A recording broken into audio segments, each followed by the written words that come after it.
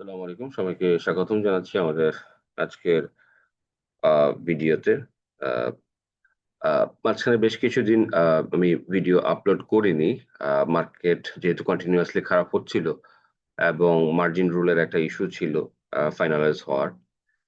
তো যার জন্য মার্কেটের একটা মানে সময় নিয়ে অবজার্ভ করার একটা ব্যাপার ছিল যে মার্কেটে কেমন ইমপ্যাক্ট পড়ে সেটা দেখে তারপর আপনাদের সামনে আবার আসি।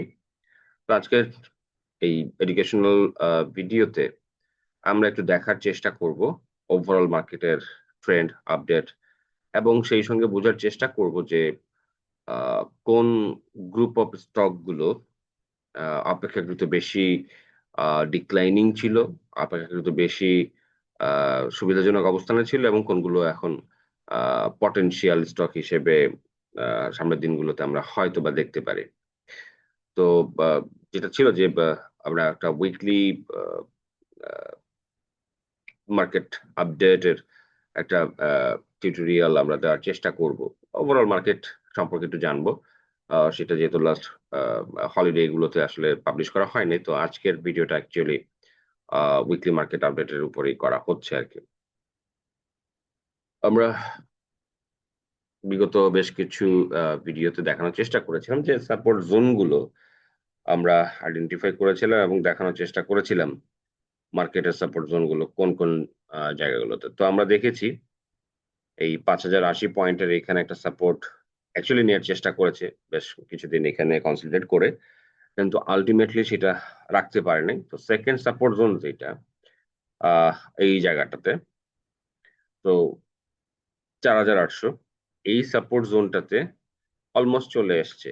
হয়তোবা এই সপ্তাহের মধ্যেই আ যেরকম নেগেটিভ মোমেন্টাম এখনো মার্কেটে বিরাজ করছে। গতকাল যদিও মার্কেট পজিটিভ হয়ে গিয়েছিল একটা পর্যায়ে।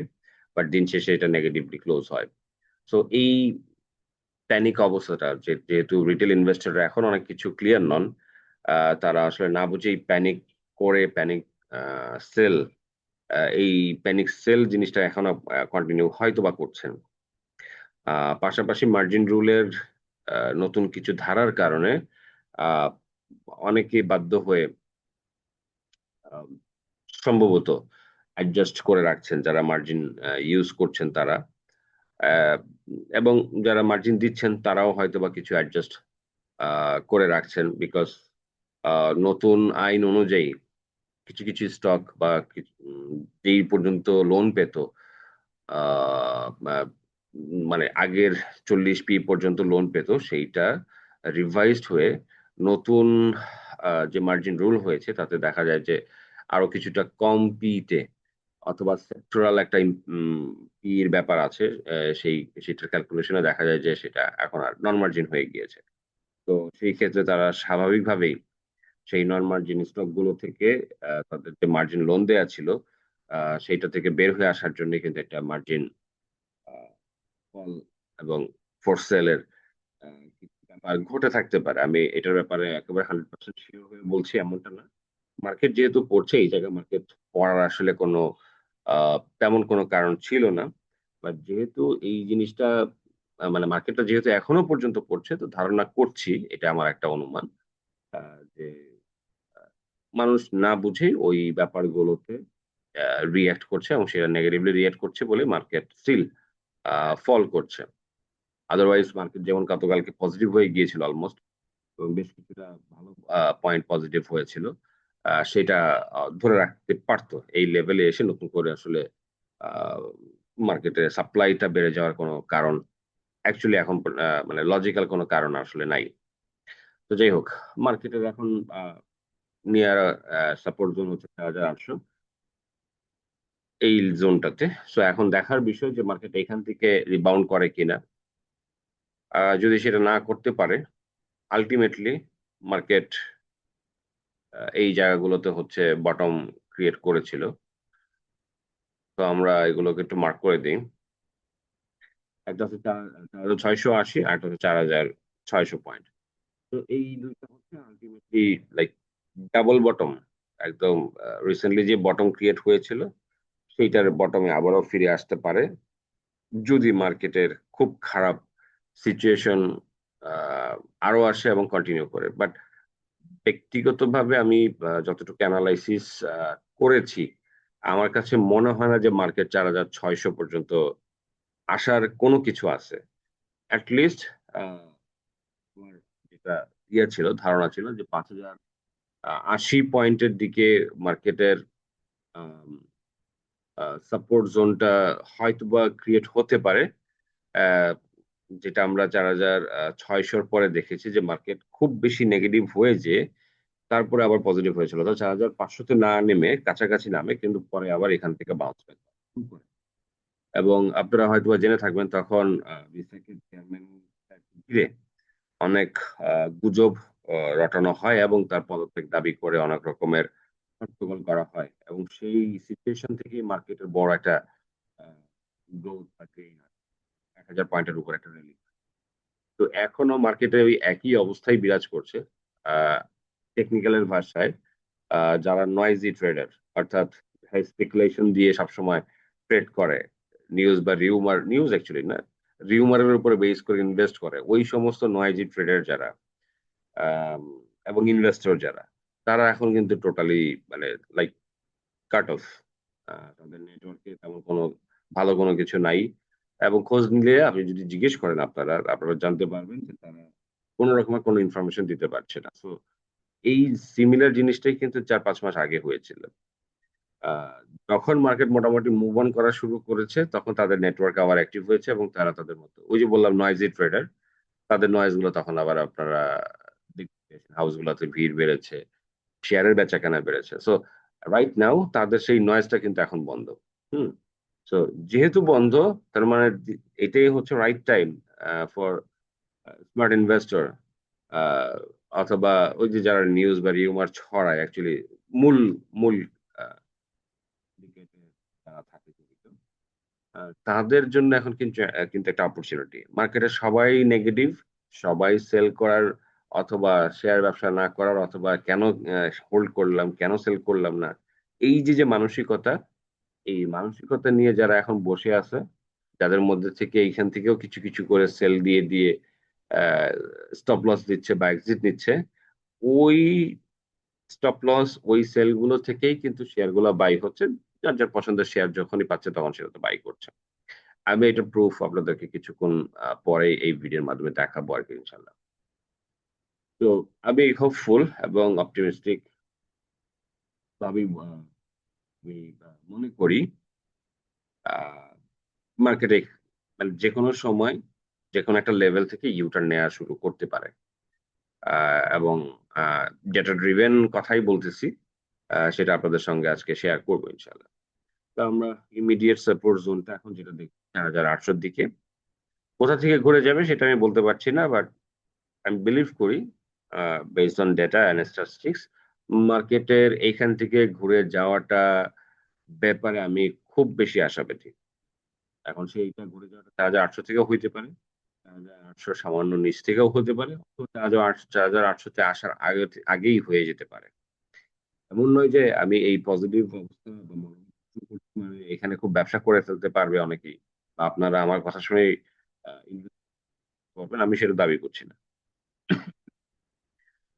যেটা হতে পারে, ডিক্লাইনিংটা বন্ধ হলে আস্তে আস্তে হোপফুল হবে, কনফিডেন্স গ্রো করবে, এবং নতুন নতুন স্ক্রিপ্ট আবারও তৈরি হবে। তখন সেগুলোতে ইনভেস্ট করলে আশা করা যায় আপনারা বা যারা যে ইনভেস্টর আছেন তারা ব্যবসা করতে পারবেন। তো আমরা দেখছি যে মানে টানা এখানে 1 মাস ধরে পড়ছে 4,800 সাপোর্ট জোন, যদি সেটাও ব্রেক করে 4,680। তো দেখার বিষয় এখন এই সাপোর্ট জোন গুলোতে মার্কেট কেমন বিহেভ করে। এইখানে আরো একটা বিষয় আপনাদের সঙ্গে একটু শেয়ার করব।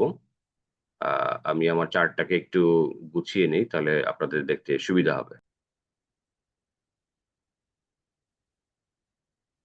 তো আজকের ভিডিওটি একটু লম্বা হতে পারে, সময় নিয়ে ধৈর্য সহকারে আপনারা দেখার এবং শোনার চেষ্টা করবেন। আশা করি এটা বিফলে যাবে না। আমরা এখন চার্টটাকে উইকলি চার্টে কনভার্ট করে ফেলেছি এবং নিচে ম্যাকডি নিয়ে এসছি। সো ম্যাকডি যদি আপনারা দেখেন, ম্যাকডি লাইন এবং সিগন্যাল লাইন, ব্লু কালারটা হচ্ছে ম্যাকডি এবং রেড কালারটা হচ্ছে সিগন্যাল লাইন, এই দুইটা লাইন পরস্পর কি ডাইভার্জেন্ট অবস্থায় আছে। ম্যাকডি হিস্টোগ্রামটা রেড অবস্থা অর্থাৎ নেগেটিভ। যেই জিনিসটা আমরা সবসময় দেখি, মানে আমি অন্তত দেখি, যে ম্যাকডির এই যে শেপটা তৈরি করা বা ম্যাকডির লাইনের এই যে, এটাকে বলে হাম্প শেপ। হ্যাঁ, মানে আমব্রেলা অর্থাৎ ছাতার অর্ধেক, ছাতাটা কি করে অর্ধেক বৃত্তাকার একটা শেপ তৈরি করে। আপনি যদি দেখেন, অর্থাৎ অর্ধেক অর্ধেক বৃত্তাকার, এই নিচের দিকে থেকে হোক অথবা আহ অথবা উপরের দিক থেকে হোক। হ্যাঁ, তো এইটাকে বলে হাম শেপ। এই হাম শেপের আমরা এই ম্যাকডির সিচুয়েশনটা যদি এইভাবে বিবেচনা করি, হ্যাঁ, আমি আমব্রেলার কথা বলেছিলাম, তো আমব্রেলা যদি থাকে সেটা আমরা অলমোস্ট 60% 70% হতে দেখেছি। অর্থাৎ এইভাবে পুরোটা হয়ে একটা শেপ কমপ্লিট করে। সো ম্যাকডি এবং সিগন্যাল লাইন কিন্তু সেটা এখনো পর্যন্ত পেন্ডিং আছে। আরো 30% পর্যন্ত এখানে আমরা যদি আহ 3 ভাগে ভাগ করি, 1, 2, অর্থাৎ এই একটা অংশ, এই 1 নম্বর অংশ, এই 2 নম্বর অংশ, এটা 3 নম্বর অংশ, 3টা পার্ট। তাহলে 2/3 অলরেডি হয়ে গেছে, আরো একটা অংশ এখনো বাকি আছে। সো এই একটা অংশ, যেহেতু এটা উইকলি চার্ট, এই একটা অংশ কমপ্লিট করতে আরো 4-5 সপ্তাহ লেগে যেতে পারে। এবং এইটা এখানে নেমে কি হবে, নেমে কিন্তু নতুন করে এটা যেহেতু উপর থেকে এভাবে নিচে নেমেছে, তার মানে এটা ডিক্লাইনিং। এরপরে যেটা হবে, এই ডিক্লাইনিং থেকে আমি কালারটা এবার একটু চেঞ্জ করি, এটা গ্রিন করে দিই। সো ওকে, তো এখন যেটা হবে যে এই যে হাম শেপটা আবার এই যে এখানে নামলো, তো এখান থেকে ইউটার্ন নিয়ে আবারও উপরের দিকে যাবে। সো এইটা একটা কি সাইকেল। আপনারা এই এই সাইকেলের ব্যাপারটা এরকম দেখবেন, অর্থাৎ একটা কমপ্লিট সাইকেল এখনো কিন্তু তৈরি করে নাই। এইটা শুধু ডিক্লাইনিংটা আপনারা এখনো ফেস করতেছেন। হ্যাঁ, ডিক্লাইনিং থেকে আমি যদি ধরি এই অংশটুকু, যেটা কনসলিডেট বা সাইডওয়ে ফেস, তারপরে হচ্ছে ইনক্রিজিং বা আপওয়ার্ড মুভমেন্টের ফেস। সো 3টা ফেজের একটা ফেজ এখনো পর্যন্ত ইনকমপ্লিট আছে, অর্থাৎ এই অংশটুকু কিছুটা ডিক্লাইনিং এখনো বাকি আছে। তারপরে সেটা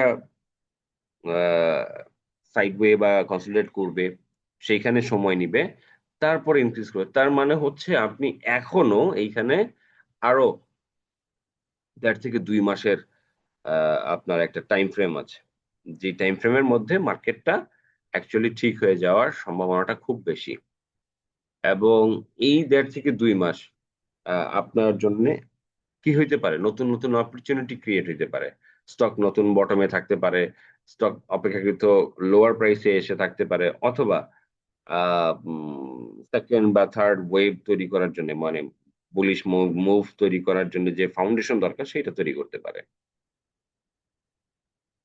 তো যেটা এখানে ধর্তব্য বা অবজার্ভ করার বিষয়, সেটা হচ্ছে এই ফেজ গুলোকে যদি আপনি ধীরে ধীরে রেগুলারলি যদি অবজার্ভ করতে থাকেন, তাহলে মার্কেটের ব্যাপারে আপনার একটা ক্লিয়ার ধারণা তৈরি হবে। আমি যেই কারণে মার্কেটের ব্যাপারে খুব পজিটিভ, যে মার্কেটের অলমোস্ট যেটা বলেছি আপনাদেরকে, যে কারেকশনটা শুরু হয়েছে, কিন্তু এই যে প্রথম গ্রিনের পরে যে পিঙ্ক কালারের আপনার ইয়ে দেখতে পাচ্ছেন, আমি একটু মার্ক করে দিচ্ছি, অর্থাৎ এই অংশটুকু।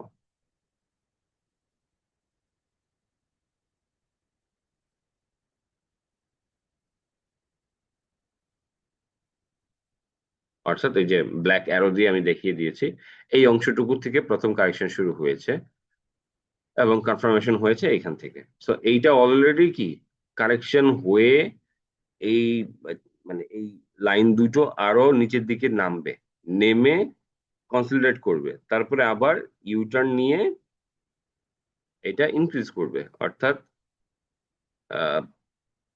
কালারটা একটু চেঞ্জ করে নেই। ওকে, তো এইটা এরকম যাবে, সিগন্যাল লাইন আবারও এটাকে ক্রস করবে, একটা পর্যায়ে যেটা ক্রস ওভার হবে। দেন হচ্ছে আপনার কনফার্মেশন পেলেন উইকলি চার্টে, এবং এখান থেকে মার্কেট আবারও বুল রান করা শুরু করবে, যেমনটা এই যে 1000 পয়েন্ট আপনারা দেখেছেন এখান থেকে আপনারা হয়তো আবারও 1000, 1200, 1500 পয়েন্টের একটা বুল রান আবারও দেখবেন। এবং সেটা যেহেতু আরো 1.5-2 মাসের মতো মানে আমার ধারণা আরো 1.5-2 মাসের মতো সময় লাগবে এই পজিশনে আসতে। তাহলে হচ্ছে নভেম্বর মাস এবং ডিসেম্বর মাস পুরোটাই, আহ, তারপর অ্যাকচুয়ালি আপনার ফেব্রুয়ারিতে যেহেতু নির্বাচন, তার মানে নির্বাচনের আগে খুব একটা যে মুভ করবে সেটার ব্যাপারে, বা মুভ করবে না সেটার ব্যাপারে আমি শিওর না আর কি। তো নির্বাচনের পরে যে বুল মুভ আসতে পারে সেটার একটা কি আমরা স্ট্যাটিস্টিক্যাল ডেটা পাচ্ছি বা টাইম ফ্রেম পাচ্ছি, যেহেতু মার্কেটে আমরা এখনো ধরে নিচ্ছি যে এখনো মার্কেটের যে কন্ডিশন সেটা আরো 1.5 থেকে 2 মাস এই চার্ট ভালো হতে আরো সময় লাগতে পারে। তো আমরা যদি 2 মাস টাইম ফ্রেমটাকে ধরি, লাইক একটা স্যাম্পল টাইম ফ্রেম, তাহলে আমরা ডিসেম্বর এবং জানুয়ারি মাস পুরোটা চলে যায় অলমোস্ট, যেহেতু নভেম্বর মাসের মাঝামাঝিতে আমরা আছি। তো জানুয়ারির মাঝামাঝি পর্যন্ত চলে যদি যেয়ে থাকে, পরের মাসের মাঝামাঝির দিকে আবার নির্বাচন, তো 1 মাস হাতে থাকবো। এই 1 মাসে হইতে পারে যে মূল মুভটা ওইখানেই শুরু হয়ে গেল, নির্বাচনের পরে আরো বেশি মুভমেন্ট আসা শুরু করলো, এটাও হইতে পারে। অথবা নির্বাচনের পরে মানে পরবর্তী যে বুল রান সেটা স্টার্ট হইতে পারে। তো দুইটা সিনারিও হইতে পারে, নির্বাচনের কিছু আগে বুল রানটা শুরু হইতে পারে এবং নির্বাচনের পরে সেটা মোমেন্টাম গেইন করতে পারে, অথবা নির্বাচনের পরে শুরু হইতে পারে এবং বড় একটা র্যালি কন্টিনিউ করতে পারে। আই হোপ আজকের মার্কেট আপডেট আপনাদের বুঝতে সহায়ক ভূমিকা পালন করেছে। আহ, তো এই মাঝখানের যে সময়টুকু, এই সময়টুকুতে আপনারা, আহ, আমি রিয়েলি বিলিভ করি যে আপনারা খুব ভালো কিছু প্রফিট মেক করার বা রিটার্ন ইকুইটি ইনভেস্ট করে সেটার এগেনস্টে রিটার্ন বের করে নিয়ে আসার সময় পাবেন, সুযোগ পাবেন থ্রু লাইক কিছু টেকনিক্যাল অথবা ফান্ডামেন্টাল অ্যানালাইসিস বা অন্যান্য ভেবে আপনাদের মতো করে অ্যানালাইসিস করে আপনারা যদি গ্রোথ স্টক গুলোকে ধরতে পারেন, তাহলে আপনার পোর্টফোলিওর গেইনটা কিন্তু আমি মনে করি যে মানে আপনার ওভারঅল পোর্টফোলিওর গেইন কতটুকু হবে জানি না, তবে আপনি যদি রাইট টাইমে রাইট আইটেমটা চুজ করতে পারেন, তাহলে অন্তত ভালো একটা ইকুইটি গেইন করতে পারবেন।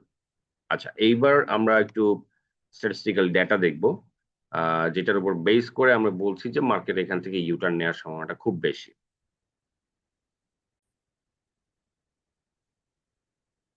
আহ, যে স্ট্যাটিস্টিক্যাল ডেটার কথা আপনাদেরকে বলছিলাম, আপনারা লঙ্কা বাংলার ওয়েবসাইটে যদি যান দেখতে পাবেন এইখানে 10 দিনের ডেটা দেয়া আছে, অর্থাৎ টার্নওভার ডেটা দেয়া আছে, ইন্ডেক্স এবং ভলিউম ভ্যালু এবং কত পার্সেন্ট চেঞ্জ হয়েছে সেটার একটা ডাটা দেওয়া আছে। তো আমরা যদি লাস্ট 10 ডেজ এর ডাটা দেখি, আমরা দেখছি যে 28শে অক্টোবর থেকে নিয়ে 10ই নভেম্বর পর্যন্ত এই 10 দিনের ডাটায় আমরা দেখতে পাচ্ছি যে ভ্যালু অর্থাৎ টাকার অঙ্কে টার্নওভার কত ছিল, 451 কোটি টাকা। আর এইখানে ছিল লাস্ট 2 দিনে ছিল 400 কোটি টাকা, সরি 3 দিন যদি আমরা ধরি, অর্থাৎ লাস্ট 3 ডেজে টার্নওভার এভারেজে 400 কোটি টাকার নিচে নেমে আসছে, বাট তার আগ পর্যন্ত 500 কোটি টাকা প্লাস মাইনাস। তো মার্কেটে যখন কারেকশন হতে হতে একটা পর্যায়ে কি হয়, সাপ্লাইও কমে যায়, ডিমান্ডও কমে যায়, এবং সেই কারণে ট্রানজেকশন কম হয় এবং সেই কারণে টার্নওভারটা কম হয়। এবার দেখতে পাচ্ছেন যে জাস্ট এইখানে 50 থেকে 100 কোটি টাকা টার্নওভার কমে গিয়েছে। এই যে যে কমে যাওয়া এর মানে হইতেছে মার্কেটের যে আহ, যে নেগেটিভ ফোর্সটা ছিল সেইটা কিন্তু ডে বাই ডে ডিক্রিজ হতে হতে এখন একটা এমন একটা পর্যায়ে আসছে যে এইখানে খুব অল্প পরিমাণ সেল প্রেসারে মার্কেট ফল করতেছে, খুব অল্প পরিমাণ বাই প্রেসারে মার্কেট আবার পজিটিভ হয়ে যাচ্ছে। এই যে যে সিচুয়েশন, এই সিচুয়েশনটাই মার্কেটকে আর খুব বেশি নিচে নামতে দিবে না। বিকজ এই ধরনের সিচুয়েশনের মানেই হইলো যারা সেলার, যারা সাপ্লাই দেওয়ার কথা, তারা আস্তে আস্তে কি হয়েছে, সেল করে করে করে করে তাদের সেলটা অ্যাবজর্ব হয়ে গিয়েছে বা অ্যাবজর্ব হয়ে যাচ্ছে। আর সবসময় মনে রাখবেন, যেহেতু অনেক উপর লেভেল থেকে, অর্থাৎ 700-800 পয়েন্টের উপর থেকে কারেকশন হতে হতে এখন 5,000-এর নিচে নেমে আসছে। তো নিঃশেষ মানে নেগেটিভ মোমেন্টামটা দুর্বল হতে হতে এখন এই পর্যায়ে আসছে। নতুন করে এখানে মোমেন্টাম গেইন করা মানে হচ্ছে এইখানে যদি আবার 600-700 কোটি টাকার টার্নওভার দেখেন, মার্কেট নেগেটিভ দেখেন, তাহলে নতুন করে মোমেন্টাম গেইন করছে, নেগেটিভ মোমেন্টাম, সেইটা বোঝায়।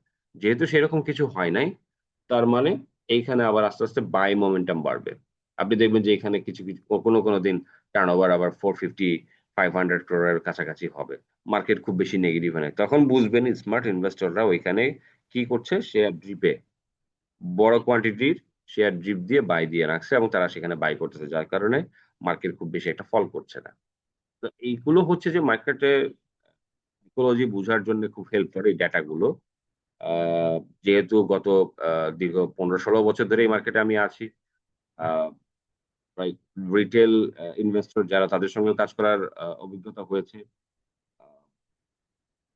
আহ, বড় ইনভেস্টর যারা, তাদের সঙ্গে কাজ করার অভিজ্ঞতা হয়েছে, এবং সর্বোপরি ইনস্টিটিউশনাল ইনভেস্টর বা ইনভেস্টমেন্ট যেটা, সেইখানেও কাজ করার অভিজ্ঞতা আছে। সো আমি তিনটা সেগমেন্টেরই অভিজ্ঞতা অর্জন করেছি আলহামদুলিল্লাহ, এবং যেটা শিখেছি বা জেনেছি বুঝেছি এবং প্র্যাকটিক্যালি মার্কেটে সেটা প্রুফ পেয়েছি, সেই ব্যাপারগুলো আপনাদের সঙ্গে শেয়ার করছি, যাতে করে আপনারা এখান থেকে উপকৃত হতে পারেন এবং আপনারা আপনাদের এডুকেশনাল এই জার্নিতে আপনাদের এই ইনভেস্টমেন্ট জার্নিটি স্মুথ হোক আরো, এবং আপনারা কিছু হলেও আপনাদের লস অথবা প্রফিট করতে পারেন।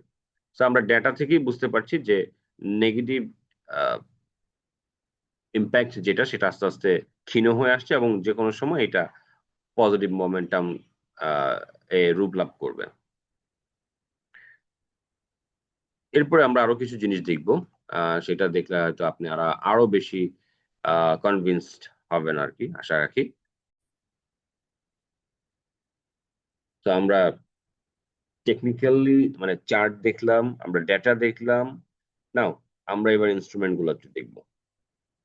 লাস্ট 1 মাসে আমরা যদি অ্যানালাইসিস করি, আহ, আমরা মান্থলি রিটার্ন দেখার চেষ্টা।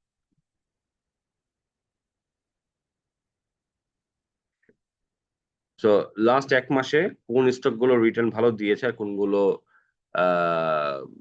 লাইক প্রাইস ফল করেছে, কোনগুলো স্টেবল ছিল, সেটার একটা ডাটা কিন্তু আমরা এখানে পেয়ে গেলাম। আমি এটা জেনারেট করি আসলে এমি ব্রোকার দিয়ে। তো আমি দুইটাই ইউজ করি, আহ, আপনারা চাইলে করতে পারেন। তো লাস্ট 1 মাসে সব থেকে বেশি গেইন দিয়েছে Anwar Galvanizing, Simtex, Runner Auto, VFS Thread, Peninsula, SPCL, National Feed Mill, Monospool. আমরা এই পর্যন্তই রাখি, যেহেতু 10 অ্যাবভ হয়েছে সেই জন্য এইগুলোই রাখলাম। এটা তো আমরা পেলাম হচ্ছে যে লাস্ট 1 মাসে যারা গেইন দিয়েছে যে সমস্ত স্টকে, সেগুলো। তো খুব একটা বেশি স্টক কিন্তু এখানে আর পাবো না আমরা, হয়তো এটা 1 মাসের ডাটা নিয়ে করেছে, এর মধ্যে লাইক 10 দিন আগে কোনো স্টক খুব বেশি বটমে ছিল, তারপরে আবার 10%-20% গেইন দিয়েছে, এরকমও হইতে পারে। তো সেগুলো এখানে অবশ্যই ভাবে আসবে না ইন্ডিভিজুয়াল, বাট একটা ধারণা পাওয়া যায়। যেগুলো ডিক্রিজ হয়েছে, খান ব্রাদার্স, তারপরে ফার্স্ট ফিনান্স, আইএলএফএসএল, এগুলো তো আসলে দেউলিয়া কোম্পানি, তো এগুলোর কথা বলে লাভ নাই। এইখানে দেখেন যে মোটামুটি ভালো কোনো কোম্পানি প্রাইস লুজ করেছে এইরকম কিন্তু নাই, একটাও নাই এই পর্যন্ত। হ্যাঁ, আমরা এই পর্যন্ত এই রূপালী লাইফ পর্যন্ত যদি থাকি, দেখেন। সো রূপালী লাইফ, এটা লো পেইড আপ একটা স্টক। বিপিএমএল, সরি, হ্যাঁ বিপিএমএল, বসুন্ধরা পেপার, এটা প্রাইস ফল করেছে। তারপরে হচ্ছে বারাকা পতঙ্গ, এটা তো অলরেডি জেরে চলে গিয়েছে। নাহি ক্যাপ, এটা একসময় খুব ভালো ইয়া হতো, স্পেকুলেশন হতো। আহ ইনটেকের প্রাইস কমেছে, রহিমা ফুডের প্রাইস কমেছে। তারপরে আমরা যদি আরো যাই, সোনালী পেপারের প্রাইস কমেছে। ট্রাস্ট ইসলামী লাইফ, লাইফ কিন্তু দুটো পেলাম। নতুন মার্জিন রুলে লাইফের ব্যাপারে নেগেটিভ সম্ভবত কিছু আসছে, যার কারণে লাইফটা গত 2 দিন ধরে গতকালকে খুব নেগেটিভ ছিল, মানে বাই হল্টার ছিল অলমোস্ট সবগুলো লাইফই, একটা বা দুইটা ছাড়া। তো এটা আরো কন্টিনিউ করতে পারে। আগে সম্ভবত লাইফ গুলো যত ইজিলি লোন পেতো বা মার্জিন পেতো, এখন লাইফ ইন্স্যুরেন্স গুলো সেইভাবে লোন বা মার্জিন হয়তো বা পাবে না। আপনারা একটু দেখে নিবেন, ক্রস চেক করে নিবেন, যার জন্য এই অ্যাডজাস্টমেন্ট গুলো এখনো হচ্ছে আর কি। ব্যাংক গুলো তো খারাপ হচ্ছে কন্টিনিউয়াসলি। এই যে ফারিস লাইফ গতকালকেও খারাপ ছিল, 26 টাকা থেকে এখন 19 টাকা, 25% নাই। অ্যাপেক্স ফুড নেগেটিভ হয়েছে, দেশবন্ধু হয়েছে। সো ভালো কোনো কোম্পানি খুব বেশি খারাপ হয়েছে এরকম কিন্তু এখনো পর্যন্ত আমরা দেখতে পাচ্ছি না। আরডি ফুড খারাপ হয়েছে, মেঘনা লাইফ নেগেটিভ হয়েছে, প্রগতি লাইফ হয়েছে, বায়ো হল ছিল গতকাল। উম কুইন্স অফ টেক্সটাইল একটা কোম্পানি খারাপ হয়েছে, বিবিএস কেবল খারাপ হয়েছে। তো ভালো কোম্পানি যদি বলি, এইখানে এখনো পর্যন্ত ওই ধরনের কোনো স্ক্রিপ্ট আসেনি। হ্যাঁ, যে অলরেডি 20% খারাপ হয়েছে এই ধরনের কোম্পানি এখনো পর্যন্ত এরকম ভাবে আসেনি। স্টিল এইখানে এখনো পর্যন্ত দেখতে পাচ্ছি না। Padma life, delta life, life গুলো খুব খারাপ। তো আপনারা লাইফ গুলো থেকে একটু সাবধান থাকবেন। ইনভেস্টের ক্ষেত্রে একটু ভালো করে খোঁজ খবর নিয়ে তারপর চিন্তা ভাবনা করবেন। সো অ্যাকচুয়ালি এখন পর্যন্ত আমরা 50-র মতো স্টক দেখে ফেলছি, অ্যাবভ 50-র মধ্যে আমি যদি ভালো কোম্পানিগুলো ধরি, নেগেটিভ ফর্ম তালিকায় নাই। লাইক ব্র্যাক ব্যাংক থাকতে পারে, সিটি ব্যাংক থাকতে পারে, আহ যমুনা ব্যাংক থাকতে পারে, প্রাইম ব্যাংক থাকতে পারে। আপনি ফাইন্যান্সের মধ্যে যদি যান তাহলে IPDC, national housing finance, IDLC. আপনি আহ, যদি ইঞ্জিনিয়ারিং বা অন্যান্য সেক্টরে যান তাহলে ভালো কোম্পানির মধ্যে, ফার্মাসিউটিক্যালস যদি যাই, ফার্মাসিউটিক্যালস এর মধ্যে আছে ধরেন ভালো company square square Pharma, Navana Pharma, Beximco Pharma, Beacon Pharma. এর বাইরে যদি যাই তাহলে বিএস, বাংলাদেশ শিপিং কর্পোরেশন, তারপর রেনাটাও কিন্তু থাকতে পারে, ওয়ালটন। হ্যাঁ। তো এই যে যে ভালো কোম্পানিগুলো, এর বাইরেও আরো কিছু ভালো কোম্পানি আছে আমার, যেগুলো এখন মনে আসছিল আমি সেগুলো বললাম। তো এই ভালো কোম্পানিগুলো কিন্তু আমাদের টপ 50 লুজার লিস্টে কিন্তু নাই। তো আপনি এখান থেকে কিন্তু একটা ধারণা পেলেন গত 1 মাস ধরে যে সমস্ত স্টক গুলোতে ইনভেস্টমেন্ট থাকলে আপনার ইকুইটি বা অথবা পোর্টফোলিওটা সেফ থাকতো, সেগুলো হচ্ছে ফান্ডামেন্টালি যেগুলো ভালো স্টক সেগুলো। হ্যাঁ, স্পেকুলেটিভ অথবা লো পেইড আপ অথবা দুর্বল ফান্ডামেন্টালের যে স্টক গুলো আছে সেগুলো গেইন দিয়েছে। তা আপনি আপনার পোর্টফোলিওর একটা ছোট্ট পোর্শন সেই সমস্ত স্টকে রাখতে পারেন। বাট এইরকম না যে মেজর পোর্শনটাই আপনি আপনার পোর্টফোলিওর মেজর পোর্শনটা ওই ধরনের স্টকে রাখা উচিত হবে। বিকজ রেজাল্ট আপনারা এখানেই দেখলেন যে ডিক্লাইনিং যেই স্টক গুলো, সেগুলোর ম্যাক্সিমামই হচ্ছে ফান্ডামেন্টাল খারাপ। এবং অনেকগুলো স্টক আছে এরকম যেগুলো কোনো ভবিষ্যৎই নেই। সো ইনভেস্ট করার আগে সবসময় চিন্তা করে দেখবেন যে আপনার রিস্ক রিস্ক ফ্যাক্টরটা আপনার সব থেকে কম কোন কোন স্টকে ইনভেস্ট করলে, এবং সেইটার এগেনস্টে আপনি কিছুটা হলেও ইকুইটি গেইন করতে পারবেন, সেটা ফাইন্ড আউট করা। লাইক স্কয়ার ফার্মায় যদি আপনি ইনভেস্ট করেন, আপনার ইকুইটি ইরোশন হয়তো বা খুব একটা বেশি হবে না, কিন্তু সেই ক্ষেত্রে ইকুইটি খুব বেশি ইনক্রিজ করবে সেটাও না। এটা ডিভিডেন্ডের জন্য আপনি হোল্ড করতে পারেন। আপনার পদ্মা ওয়েল, যমুনা ওয়েল, মেঘনা ওয়েল, এগুলো ডিভিডেন্ডের জন্য হোল্ড করতে পারেন। এগুলো আপনাকে খুব একটা ইকুইটি গেইন নিয়ে দিবে না। কিন্তু আপনি যদি বলি যে বেক্সিমকো ফার্মা, আমি যদি বলি যে ফান্ডামেন্টাল স্টক লাইক বিএসসি, এটার ফান্ডামেন্টাল ভালো হচ্ছে বা চেঞ্জ হচ্ছে, এইগুলোতে যদি আপনারা থাকেন তাহলে এটা ডিভিডেন্ডের পাশাপাশি আপনার ইকুইটি গেইনও নিয়ে দিতে পারে। তো এই ধরনের আরো অনেক স্টক আছে যেগুলো ফান্ডামেন্টালি অ্যানালাইসিস করে ধারণা হবে না, বা ফান্ডামেন্টাল অ্যানালাইসিস করতে না পারলে অন্তত এর ফিনান্সিয়াল ডাটাগুলো দেখলে আপনারা বুঝতে পারবেন যে এগুলো ফান্ডামেন্টালি ভালো হতে যাচ্ছে। তো আমরা এখান থেকে খুব ভালো করে আসলে দেখতে পেলাম, একটা ধারণা পেলাম যে মার্কেটের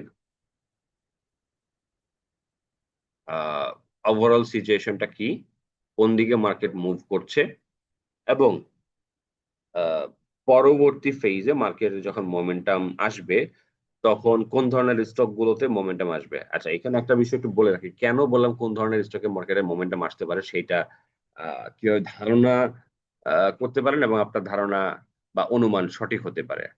ফর লাইক, যেই সমস্ত স্টক গুলো আপনারা দেখলেন, আমি আমি আমি এমি ব্রোকারের একটা স্ট্যাটিস্টিক্যাল ডেটা দেখালাম 1 মাসের রিটার্নে, যে ফান্ডামেন্টাল স্টক গুলো খুব বেশি লুজার হয় নাই।